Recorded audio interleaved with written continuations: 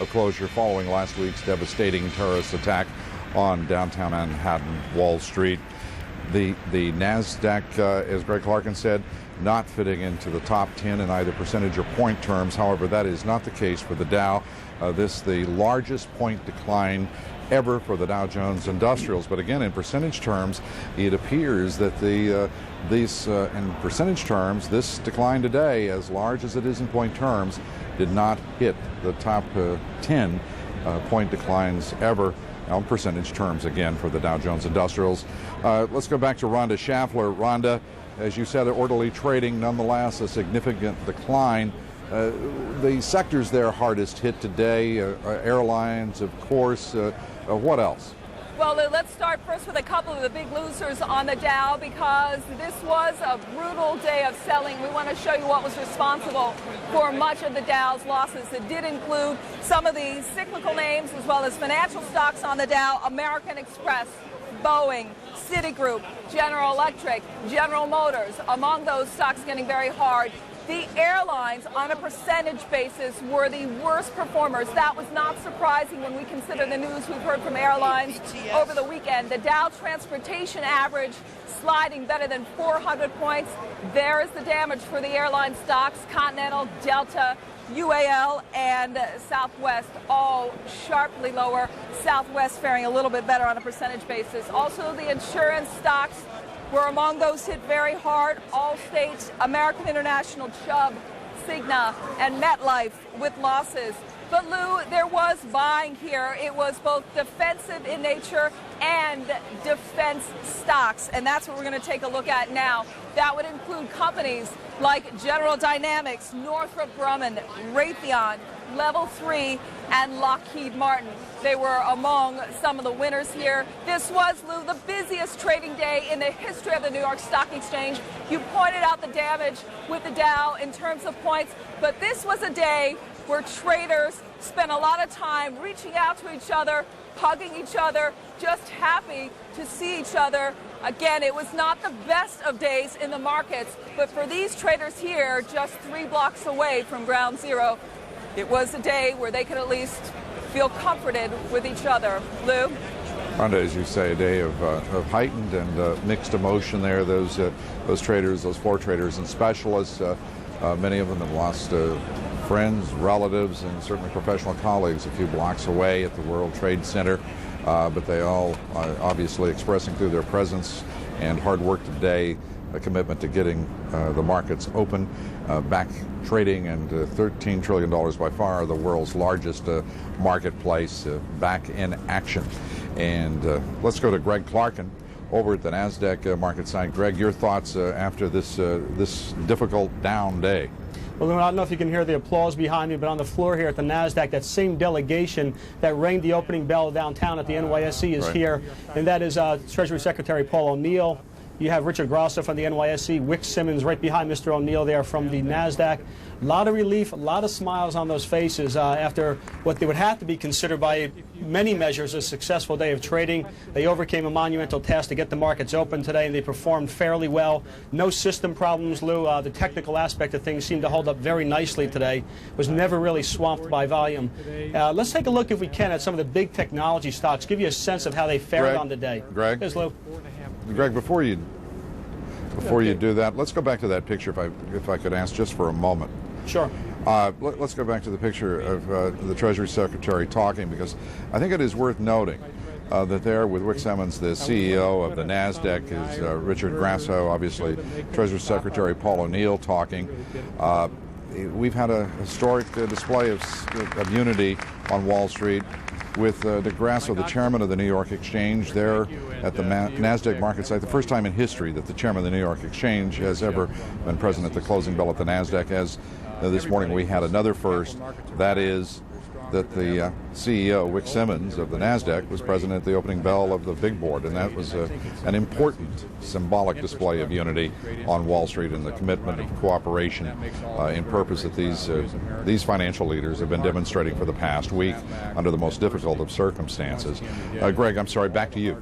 That's okay, Lou. Indeed it was. I spoke to some of the NYSE delegation as they were filing in here a few minutes ago, and to a person they said, they've never been up here. So these fierce rivals really kind of putting aside a competitiveness and getting together to get the market up and running today. Here's just a sampling of the big caps. You can see they were all on the downside. The travel stocks, as expected, big losers today. We saw Northwest Airlines, SkyWest losing about 35% of their value. A lot of the smaller regional carriers reside on the NASDAQ. Mesa Air, one of them, they were down. And then also those online travel sites, Expedia, Priceline.com, all off very sharply today.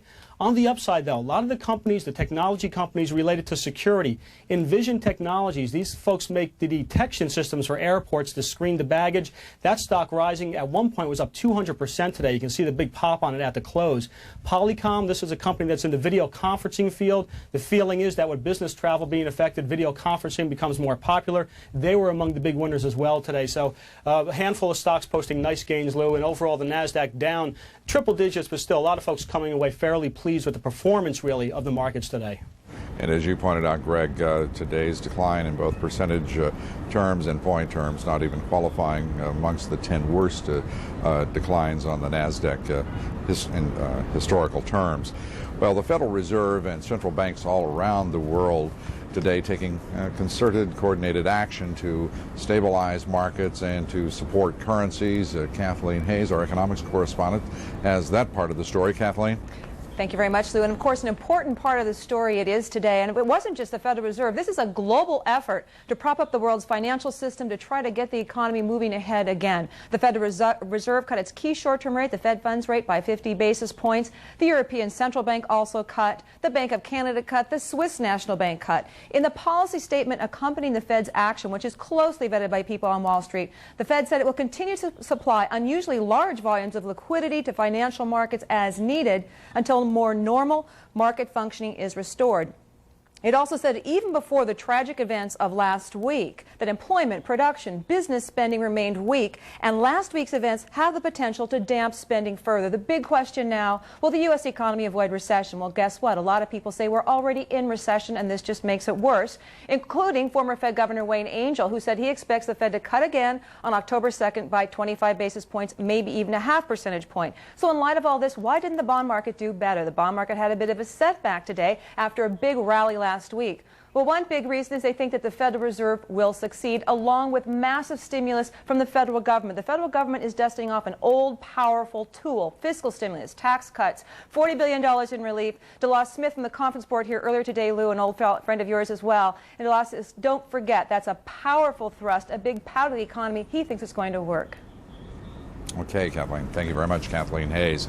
I want to turn now to get some perspective on the day's activities on Wall Street to Michael Holland. He's the chairman of the Holland Company. Mike, good to have you with us. Good to be here. What we have watched here today, getting these markets back in action, in some ways, would you agree, is more important than the point loss or gain on the day? The point loss or gain was insignificant no matter what happened. The huge story was that in a war zone that just occurred a few days ago, the New York Stock Exchange, the American Stock Exchange, the NASDAQ all functioned spectacularly without a hitch. I would say, in a word, Lou, in today in New York, the bad guys lost, the good guys won. And we're going to see the good guys asserting themselves increasingly in these markets and the economic imperatives around the world, as well as military now, it appears, and in other initiatives. But in terms of these markets over the next several days, do you expect to see continued order? This was a down market, but orderly. Do you expect to see? Today was the day. That's it? If anyone wanted to disrupt this market, and I'll imply bad intentions to some people, others who are simply weak need, and I'm talking primarily outside the United States, if they wanted to do something, today was the day.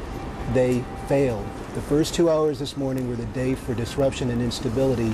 As you just have reported and your reporters have just told us, it was a spectacular success. The system was tested, it was tried, and came through with blazing good marks.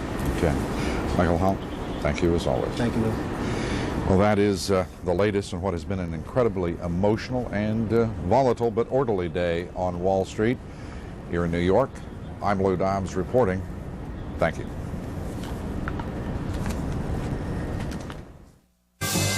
In business suits and rescue gear, New Yorkers open a new work week, a new beginning in the city's devastated financial district. Clinging to flags, and clinging to hope. I come here every day filled with optimism that I am in fact going to find my brother Tommy alive. In Washington, the commander-in-chief keeps laying the groundwork for America's new war against terrorism and issues a warning to prime suspect Osama bin Laden. There's an old poster out west, as I recall, that said, "Wanted, dead or alive."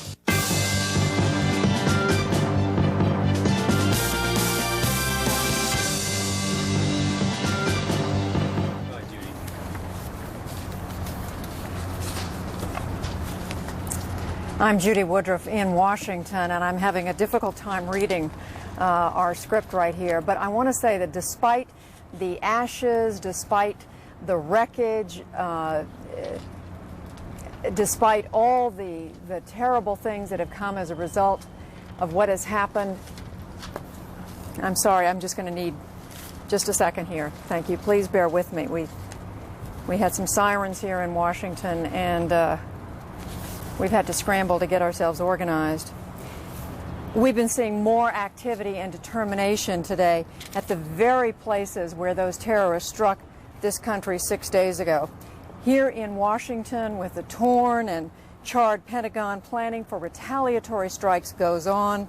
Earlier, President Bush was there for a briefing on the call-up of military reservists, and he used stronger language than ever to put suspected terrorist Osama bin Laden on notice. In New York, emergency crews are pressing on with their rescue and recovery mission at the ruins of the World Trade Center, even as many workers in the financial district start heading home after their first day back on the job since Tuesday's terror. Joey? From CNN Center in Atlanta, I'm Joey Chen. Now we want to take a look at what else is happening in America's new war on terrorism. Afghanistan's supreme leader says that Islamic clerics will meet tomorrow to decide whether to hand over suspected terrorist Osama bin Laden. Pakistani officials have warned Afghanistan's Taliban rulers to produce bin Laden or to face U.S. attacks. Secretary of State Colin Powell says that the Bush administration is more convinced than ever that bin Laden is the prime suspect in last week's attacks on New York and Washington. It is becoming clear with each passing hour, with each passing day, that is the al-Qaeda network that is the prime suspect, as the president had said, and all roads lead to the leader of that organization, Osama bin Laden, and his location in Afghanistan. Also today, Attorney General John Ashcroft says numerous federal agents will be flying on commercial airlines to help guard against new acts of terrorism. Ashcroft says there is a continuing threat because associates of the hijackers who carried out Tuesday's attacks may still be in the country. At least 4 material witnesses now are in FBI custody in the ongoing investigation of the attacks against the United States. Judy? President Bush today visiting a Muslim mosque here in Washington. While he was there, he had something to say, and let's listen to his words right now. I'd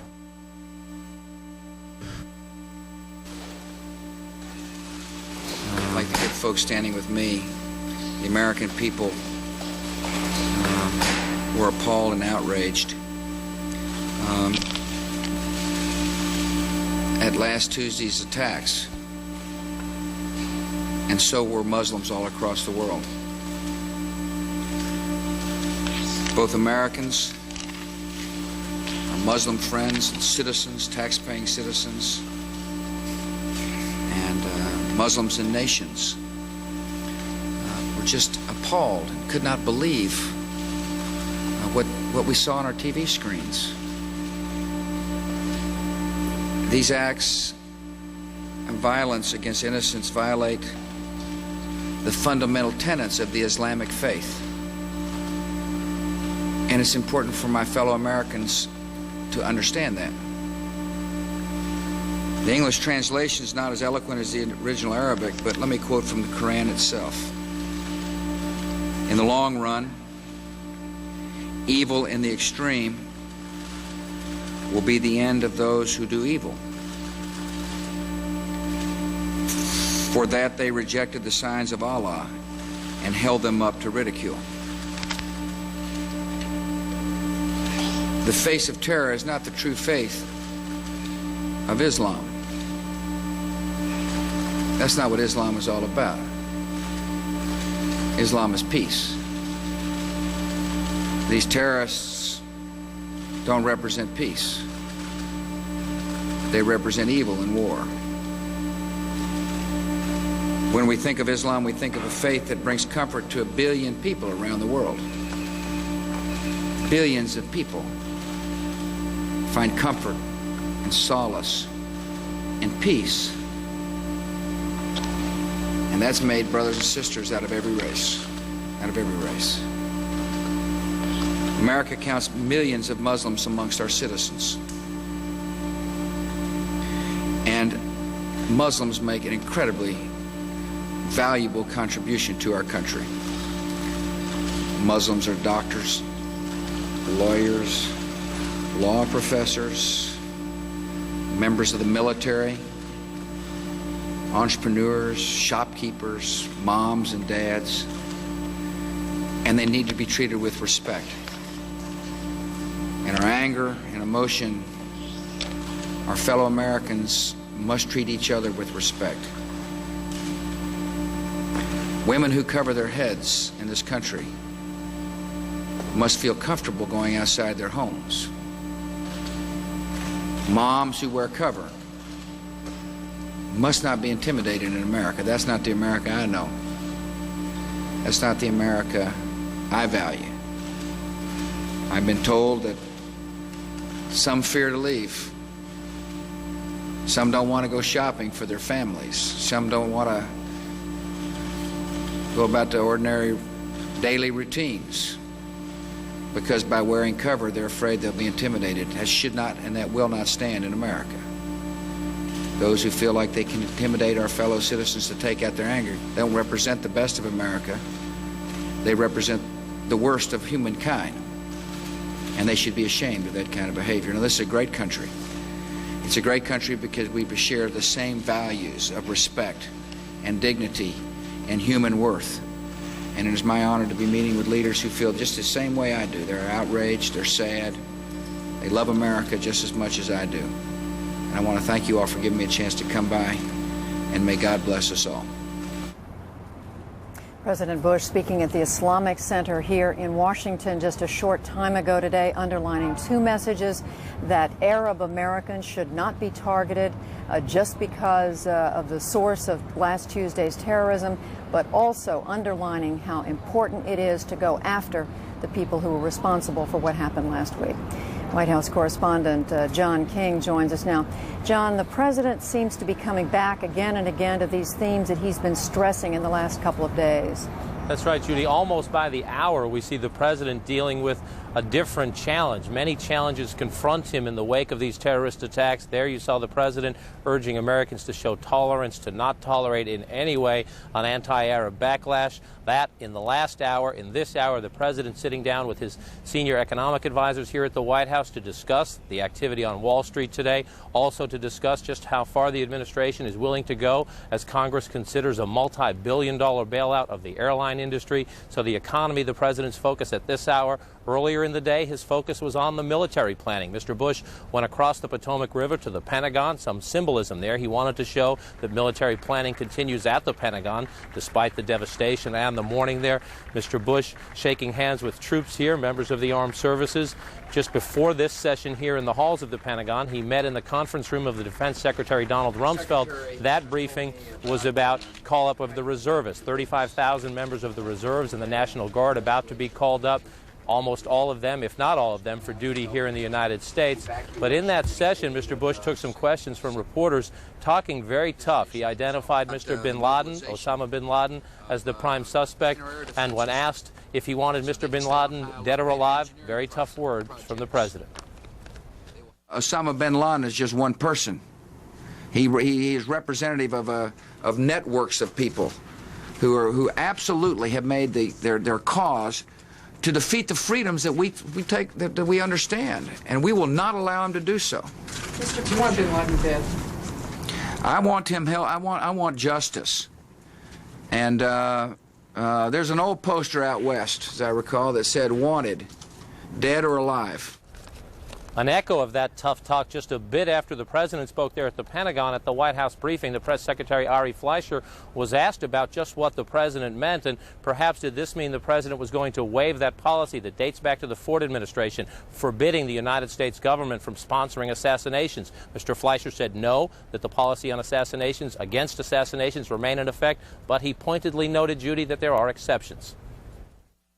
This is a legal matter, and I'm sure the lawyers will have more to say if they want to, but that's the answer, Ron. It does not, the executive order does not limit the United States' ability to act in self-defense. And is going after bin Laden an act of self-defense? I'm not going to define all the steps that may or may not be taken. As the military planning continues, the diplomatic effort as well. U.S. officials telling CNN they are receiving intelligence information on the bin Laden organization from Russia, from Pakistan, from India as well. The president's diplomatic outreach continues. We're told in the past 24 hours, Saudi Arabia and the United Arab Emirates have promised to sever ties with the Taliban ruling government in Afghanistan. And as the president tries to build international support for military action and for what he calls a sustained war on terrorism, the White House announcing today the French President Jacques Chirac will be here tomorrow for consultations with the president, followed by the Prime Minister of Great Britain, Tony Blair. He will be here in Washington on Thursday. Judy. All right, John King at the White House, movement on many diplomatic fronts. And speaking of that, now let's get the latest on the evident ultimatum presented to Afghanistan and whether Osama bin Laden may lose his safe harbor there. CNN's Nick Robertson joins us by video phone from Kandahar, Afghanistan. Nick, if you would, bring us up to date on that ultimatum, what it consists of.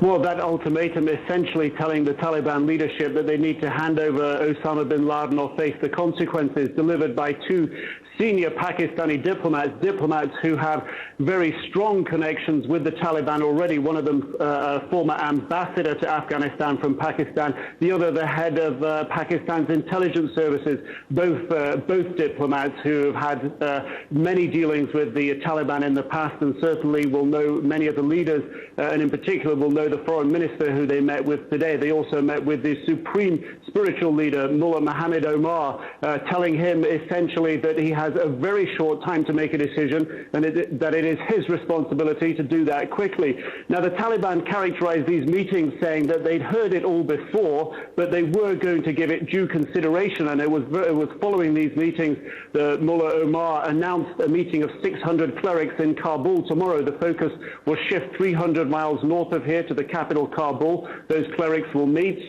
We understand the Pakistani diplomats will also be in Kabul tomorrow. That's Tuesday, monitoring events. The clerics could reach a decision fairly quickly. It's not clear if they will at this stage, but certainly any decision they reach would go back to Mullah Omar again, the supreme spiritual leader of the Taliban. And if he so chooses, he could choose to listen to it, but he could also choose to overrule it if he decided. Judy? Nick, wouldn't it represent a major shift in policy if Afghanistan were to agree to tell Osama bin Laden and his people to leave after their posture all along until now has been that he's not responsible for these sorts of things? Oh, it would be a complete 180-degree turn. It would be unprecedented, in fact, in Taliban thinking. Generally, when the Taliban in recent times has come up against the world, essentially also on Osama bin Laden facing United Nations sanctions 2 years ago, they've said no. When the Taliban were wanting to blow up the ancient historic Buddhas here carved into some cliff faces, the international community said, no, don't do it. The Taliban went ahead and did it. The Taliban have generally stood by everything that they've decided to do in the past. And certainly the public position that they're putting forward at this time is that Osama bin Laden is an honored guest. He's a guest that they're putting up in Afghanistan because he sought refuge here in 1996 and because he'd helped them during the jihad years trying to fight off the Soviet occupation in the 1980s. There's no reason to believe that they'll change their opinion at this stage, certainly from the public statements we've been hearing. So if they were to reverse that decision, that would be a major reversal, not only of this decision, but of the Taliban turning decision under pressure from the international community on any major issue. They just have not done this type of thing in the past. All right, Nick Robertson joining us from Kandahar in Afghanistan. And now to Joey in Atlanta. Judy, as the United States considers its military options, no nation perhaps knows the pitfalls of mounting a military operation in Afghanistan better than does Russia. The former Soviet Union tried without success to subdue Afghanistan for most of a decade. And one veteran of those battles warns that the region and its fighters pose unique challenges. CNN's Jill Doherty reports from Moscow. Here, more than 20 years ago, in the treacherous mountains of Afghanistan, Leo Karolkov fought a war like no other. His assignment was to train Soviet Special Operations Commandos, similar to America's Delta Force. Modern weapons, rockets, laser-guided missiles, they're useless against these mountains.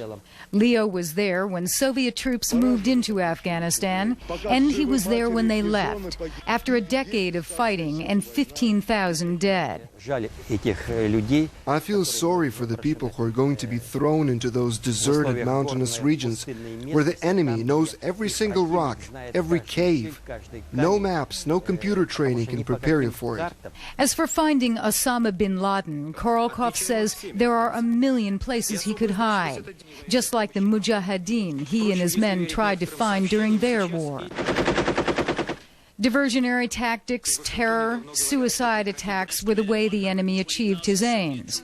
Leo says he saw Afghan fighters shot to ribbons, still clutching their weapons and firing until their last breath. Many of them, he says, used drugs before launching operations. But they were, he says, the most effective force he has ever seen, honed on 20 years of continual war. They were also well supplied with Stinger missiles provided by the Soviet Union's Cold War foe, the United States. Russia expected to stay a few months in Afghanistan. It ended up fighting for 10 years. It was a searing lesson, Leo says, that scarred Russia just as Vietnam tore at the soul of America. These fighters can bring any country, he says, even a superpower, be it Russia, the United States, or Europe, to the brink of catastrophe. Jill Doherty, CNN, Moscow. We will update our viewers on the latest on the investigation into Tuesday's attacks in just a moment, including new information from the Justice Department and the FBI. Stay with us.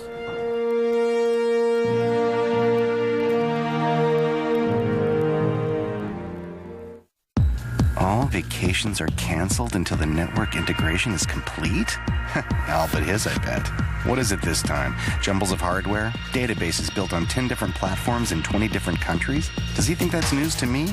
Serve it up. Send it my way. Bring it on, buddy, because I'll get it done. And that happy vacationer, the one waving from the beach as your yacht passes by, that man is going to be me. You can accomplish anything, even seamless integration. Fujitsu, the possibilities are infinite. Have you gotten yourself into too much credit card debt? You may be able to point and click your way out with a second mortgage from Ditech.com. Whether you have equity or no equity, Ditech has a second mortgage with a no closing cost option that may help lower your monthly payments. Why pay minimum monthly payments when you can pay off your high interest debt with a second mortgage from Ditech.com? For fast, friendly service, apply online or call us at 1-800-71-FIX now.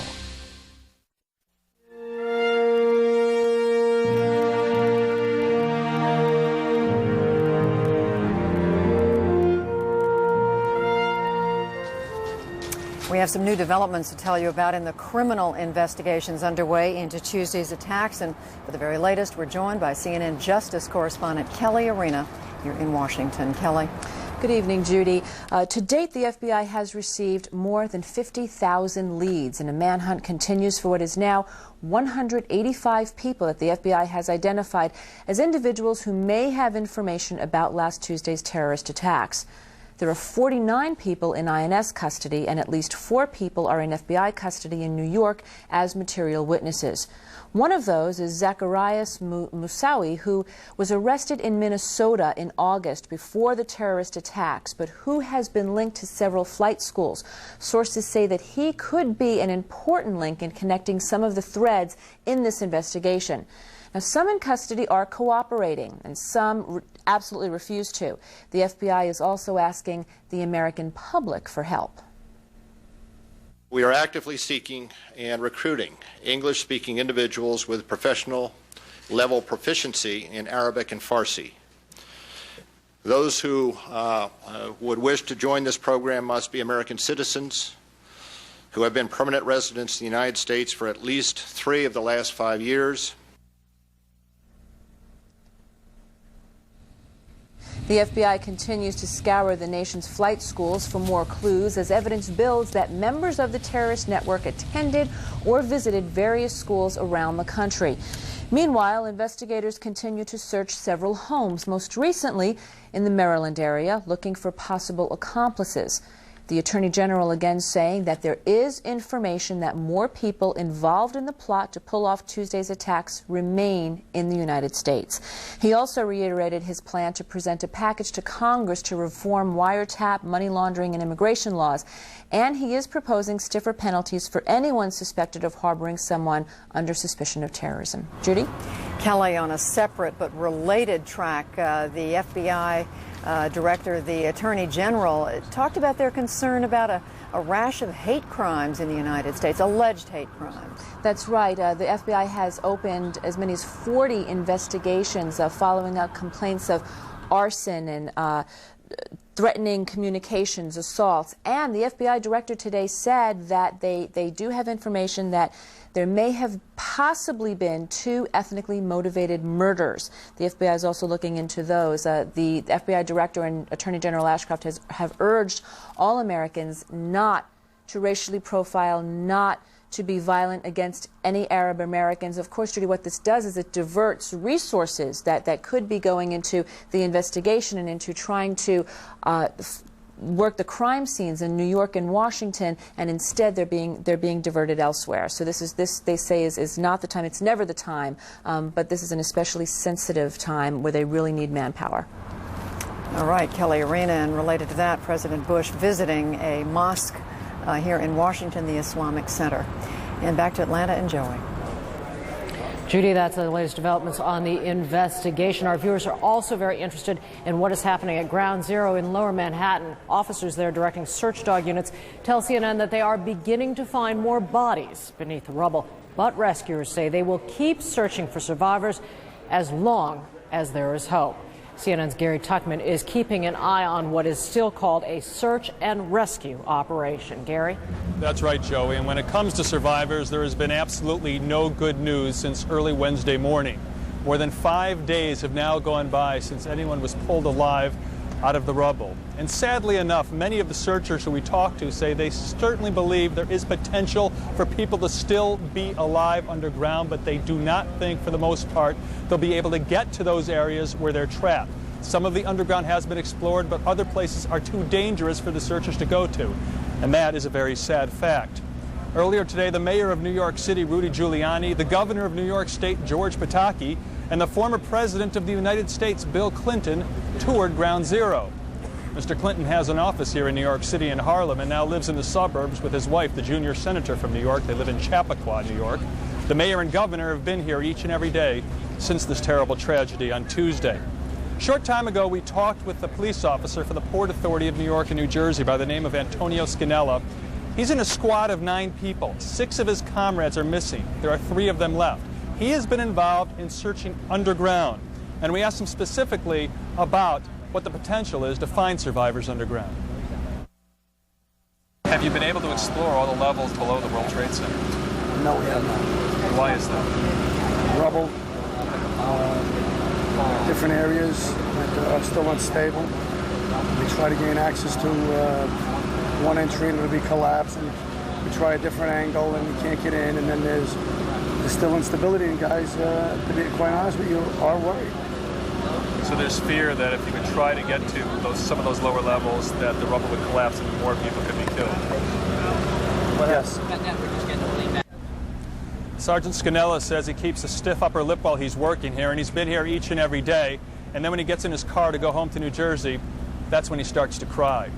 Throughout New York City, we see these haunting images of the victims on homemade posters posted on walls and on fences. want to show you a couple of them. There are literally thousands of these. This is one that says, "Did you see her in the stairwell? Please call Daria Lynn, 2 World Trade Center, 92nd floor, 5 feet 3 inches, 31 years old." And this one, "Missing Tony Savas, Port Authority employee, 72 years old, 5 feet 10, 190 pounds, thinning gray-white hair." And then in the bottom it says this, "We love you." And I've also seen a couple that children put up for their father, and this I thought was really noteworthy. It had his weight, and it had his hair color, and it had his eye color, and it said 5'9", and that was crossed out, and they wrote in there 5'11" on a couple of the posters. And I started thinking, could that possibly make any difference in the search for this man, updating his height? And then I thought, would we do any less if it was our father? Joey, back to you. Gary, the duty is very hard for all those involved in the long wait. Gary Tuchman, there's the scene of Ground Zero in Lower Manhattan. Thanks very much. Well, we have talked about the numbers at the closing bell on Wall Street today. The Dow down 685, NASDAQ down 115. Sharp numbers down, as expected by many observers, and particularly in the airline sector. Let's hear now what some individual investors away from Wall Street were doing today. CNN's Jeff Flock is at a brokerage near Kansas City at this hour. Jeff. Indeed, just on the outskirts, Joey, the Charles Schwab here in Overland Park, Kansas. And I'll tell you, speaking of things that people have been checking, take a look here. Somebody had UAL. Actually, we were calling things up on the screen. This is UAL here. And at these machines where people have been coming in all day checking on things. Now, as you know, we have been traveling across this country for the past almost week or so, trying to take the pulse of the country. Today, our finger is on the pulse of the market. I'm with a lady now who actually brought money into the market today. What were you thinking, and why'd you do it? Well, I have a lot of confidence in the market, and I think the best thing we can do to help the economy is to just stick and see how things go. Now, was this a patriotic investment on your part, or was this self-interest, figuring, hey, this market is down 600, almost 700 points, there must be some bargains in there? Well, I've been thinking about it for a while, but I think this did kind of push it to the limit that it's time to do it, and I might as well do it now. You have no worries? No, not at all. At least not here. Perhaps you can see this desk over here. This has been very busy today. This is where people come in. Most of the people, though, and I want to bring in Kirby Webb, who manages this office, have spent this day not doing anything. I mean, you almost were surprised that you had people coming in actually opening accounts today. We really weren't surprised we were having people opening accounts, but the traffic has been a little more than usual. Have you got people scared? Did you have any panickers who came in and said, you know what, I need to unload? We really haven't. We kind of expected that because America is strong, and the advice that we've been giving our clients has been to stick the course and invest for the long term and be diversified. But if somebody comes in and says, you know, I'm in AMR, I'm in UAL, I've got money in an insurance stock, what would your advice be to somebody like that today and for the rest of this week? Don't overreact. I think right now panic selling is not the best thing for investors to be doing. Mm-hmm. And in terms of any bargains out there, I mean, is this a time to buy? Because obviously even blue chip stocks have lost ground today. I believe now is the time to be buying, and we'll just have to wait and see what course the market takes from here. Kirby Webb, appreciate it. Thanks very much. We appreciate that today. Of course, we will, Joey, continue our trek throughout this country for the foreseeable future, keeping an eye both on the market as well as the rest of it. Stay with us. CNN's Jeff Flock for us out at Overland Park in Kansas. In just about 2.5 hours, Major League Baseball will be the first of the major sports to resume its regular schedule. 6 games will be played tonight, and all 30 teams will be in action by tomorrow. As the teams return to the field, there will be some noticeable changes. The U.S. flag has been added to all player caps and uniforms. The caps you see here are being sewn by New Era, which is baseball's official supplier. Also, security will, of course, be tightened at all stadiums, and in many cities, the singing of God Bless America will replace Take Me Out to the Ball Game during the traditional 7th inning stretch. Joining us at this hour from New York, a native New Yorker, Jeff Greenfield. And Jeff, you know, I am noting that just a few moments ago we heard from Gary Tuchman talking about just the persistence of hope. And I think about those of you who are native New Yorkers. You know, we do on the outside view you as a pretty tough lot. And it is perhaps a city that is emotionally well equipped to cope with this incomprehensible business. Yes, Joy, I don't know that any city, any culture could comprehend fully with this, but I think you've put your finger on something. We New Yorkers do know that we are often looked at as a pretty tough, if not outrightly rude crowd. There's an old joke about New York that I'm going to have to sanitize.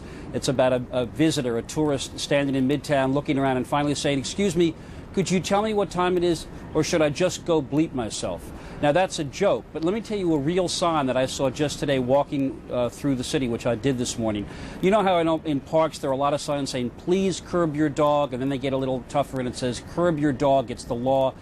At Theodore Roosevelt Park by the Museum of Natural History, and I'm quoting here, there is a sign that says, "If you're not responsible enough to clean up after your dog, you don't deserve to own one." That is a New York kind of sign. And I think that very in-your-face kind of attitude that so has annoyed many of our politer citizens of the United States over the years is, in fact, giving us that some of that ability, and particularly the people at Ground Zero, particularly the people involved in rescue and caring for those who've lost their loved ones, giving them some sense of, by God, nobody's going to do this to us. We're going to stand up and do something about it. You see it, of course, most dramatically in our mayor. I also think, I remember the first time I went to New York as a tourist, I was warned, as a tourist, you should not look up because it just makes you look like a tourist. If you're on the streets of New York City and you're looking up, you just look like a fool. New Yorkers are the people who have to stride ahead, as the mayor has done. Well, you know, I've often said when I give talks that I say to my audience, "Good morning," or as you say in the South, "How you all doing?" Or as we like to say in New York, "Hey, what are you looking at?" But there is another part of this that I think is very important, and you really did see this on display. And I'm again using the mayor as an emblem. Mayor Giuliani for 8 years has had a particularly kind of in-your-face attitude toward his critics. But you also saw in him not only that kind of grit, which has, I think, fairly been compared to Churchill during the Blitz, you also saw an enormous amount of tenderness. Rudy Giuliani, the firefighters, the police officers, people we think is the toughest kinds of New Yorkers, have been weeping openly at the loss they have suffered during the promotion ceremony for the fire department.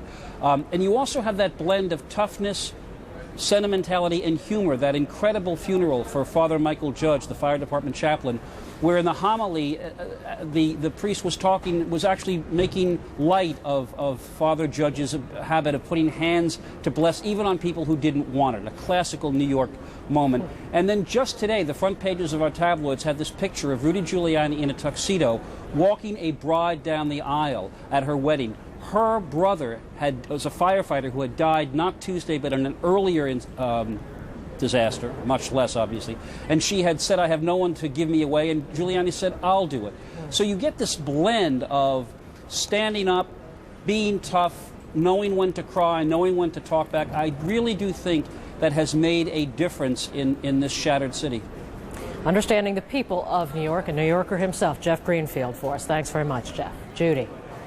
Well, whether it's because New Yorkers are leading the way or whatever, Americans are rallying behind the war against terrorism.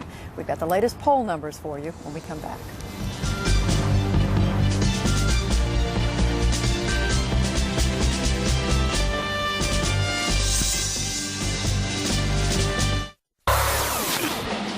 What kind of beer you got? Food? Anything else? Haydn's Cello Concerto in C major. Which performance? Gorski, Yachting, or Chin? How's that possible? Our jukebox has every performance by every artist of every piece of music ever recorded. This is the technology that makes it happen. This is Riding the Light. Quest.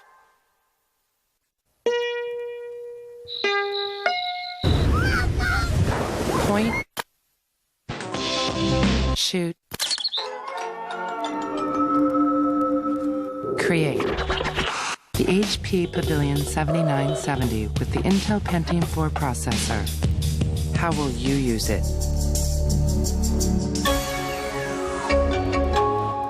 Save up to $250 by mail on the HP Digital Photography Studio.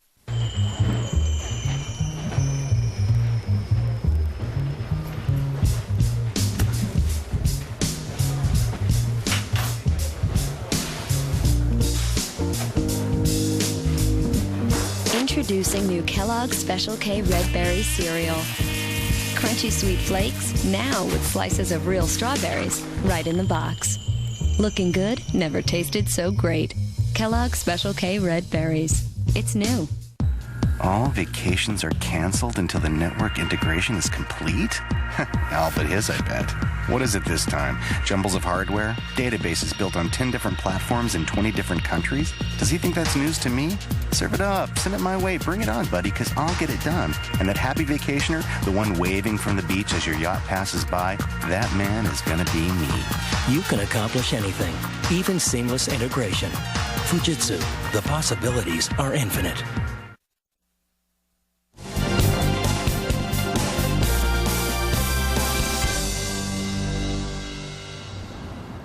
In this new war against terrorism, as in any war, public support may be crucial in determining how hard and how long Americans will fight. Our senior political analyst Bill Schneider joins us now with the latest poll numbers. Bill, first of all, how unified are Americans right now in this war? Well, Judy, it is impressive by any standard. Now, here's one. 86% of Americans approve of the job President Bush is doing. And in fact, nearly 80% of Democrats agree. Americans are putting partisanship aside. In fact, last week, we found that Congress's job rating nearly equaled the president. Congress. Americans love to hate Congress. But Congress is a national symbol, just like the president. All right, what about military options? How united are Americans when it comes to that question? That is impressive as well. Support for military action right now is nearly unanimous.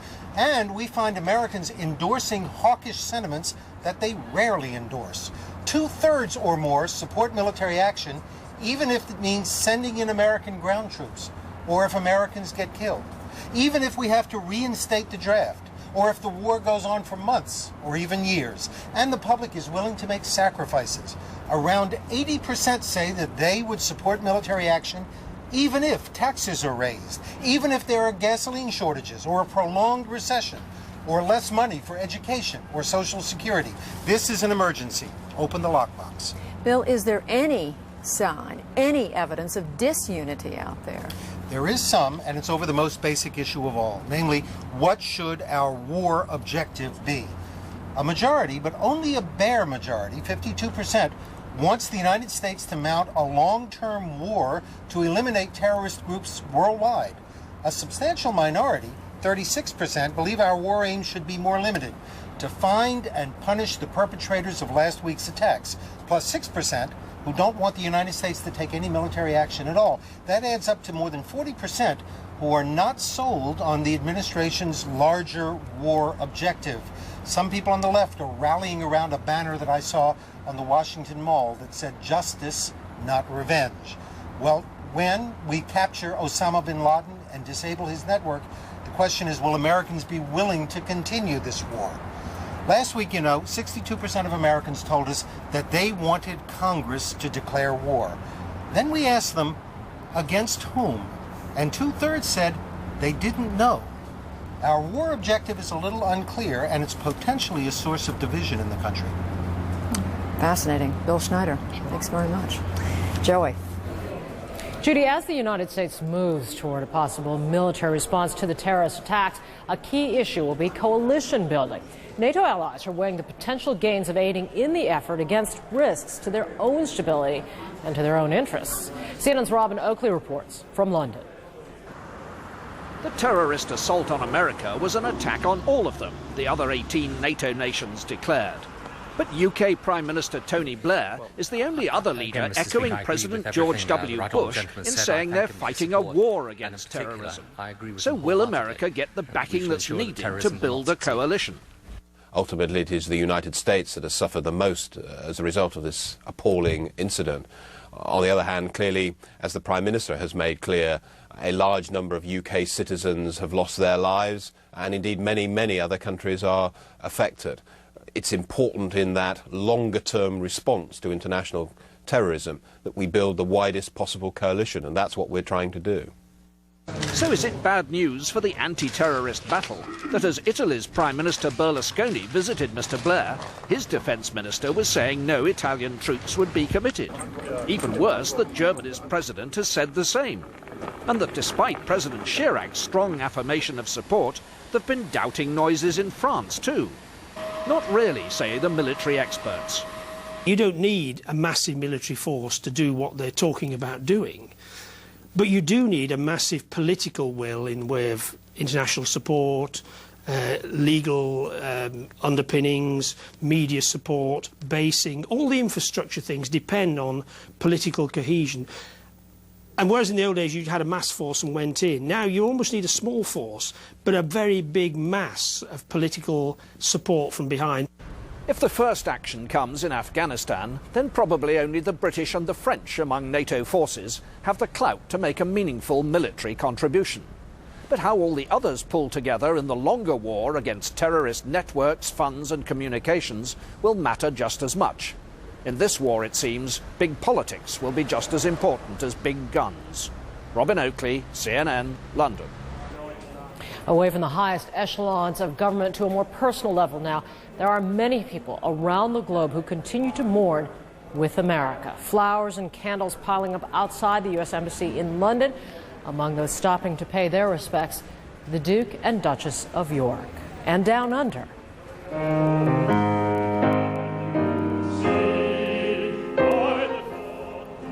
That is the Australian Parliament holding a memorial service today for the victims of the attacks on the United States. And lawmakers endorsed the Australian government's commitment to back any U.S.-led retaliation. And now to Judy. And Joey and I will be right back with more on America's new war.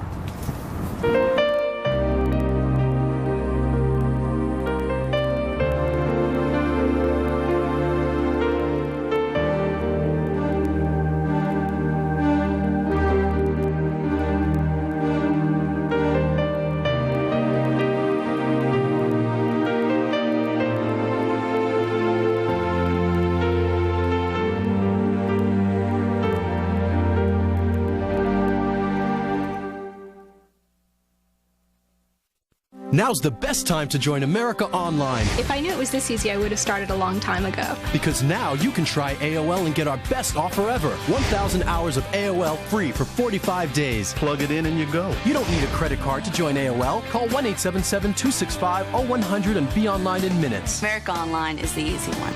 Our free 24-hour customer service representatives are always available by phone. Customer service is always there to help. 1,000 hours for 45 days free. Call 1-877-265-0100 to get everything AOL offers. You've got mail. I've got mail. I love when an instant message pops up.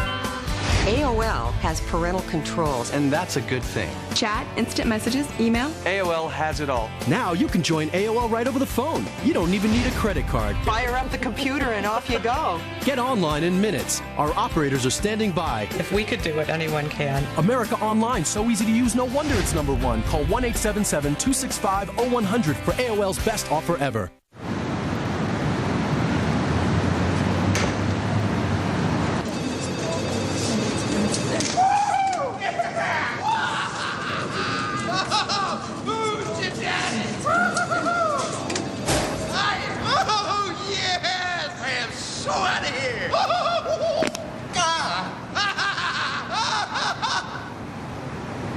Want a job that makes you happy? Post your resume now. Monster.com. You the monster.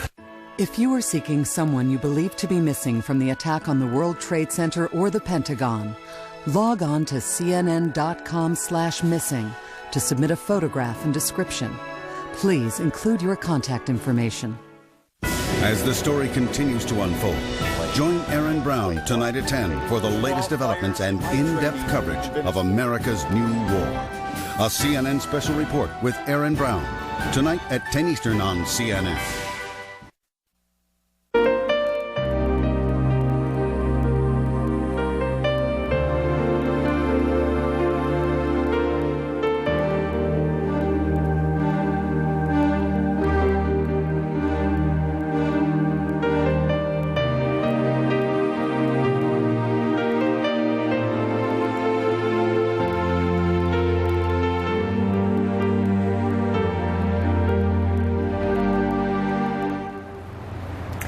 Look at the faces of just some of those who are missing. As we've been reporting, these are difficult times for the airline industry, with confirmed layoffs on the way at Continental, American, and U.S. Airways, and according to CNN sources, at Northwest Airlines as well. It is believed that there will be an unspecified number of layoffs at Northwest announced this Thursday. But for United and American, the two carriers whose planes were hijacked, Tuesday's tragedies hit especially hard. CNN's Patty Davis reports on one American Airlines employee who has decided now is the time to rally around the flag. As the sun rose over Dulles Airport outside Washington, American Airlines First Officer Rich Williams came to work carrying the flag. Ladies and gentlemen, I'd just like to say that this flag is a testimony to not only who we are as a nation, a people, but to who we are at American Airlines. This is our country. These are our aircraft, and these are our skies. And we're taking them back. Williams' plan to hand the flag off to American Airlines flight crews across the country, a symbol of courage in the face of terror. They will fly high on wings like eagles. Folks, where we work from day to day, only eagles dare. And don't ever dare to come and try and take our country or our airline down ever again. We won't stand for it. Thank you. We're here, we're back. The hijackings hit American Airlines especially hard. American Flight 77 from Dulles sent crashing into the Pentagon. The other from Boston slamming into the World Trade Center. More than 150 passengers and crew killed. It's a great tragic loss, of course, but it was a challenge put our way. It was a statement. It's a statement to America. And this is a statement right back at them. Okay? We're back. We're here. Here with a message. I've been flying around the system since Thursday. I'm finally going home to my 5-year-old and my 4-year-old and my wife. And if I didn't think that these skies weren't safe, believe me, I wouldn't be here. Showing the flag, defiant and bound for home. Patty Davis, CNN, Washington. One bright spot. Well, as our coverage of America's new war continues, it's clear nearly 1 week after the attacks against the United States, emotions still running raw. But so many Americans are trying to get perspective and persevere. Some reflections now from my former colleague, Bernard Shaw.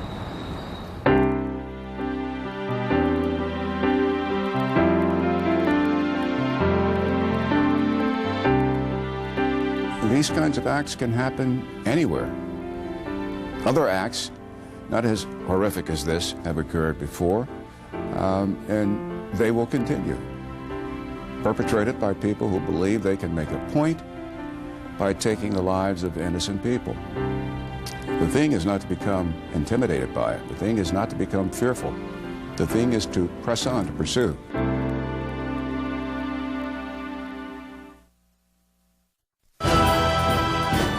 Bringing you the latest reports as events unfold in America's new war.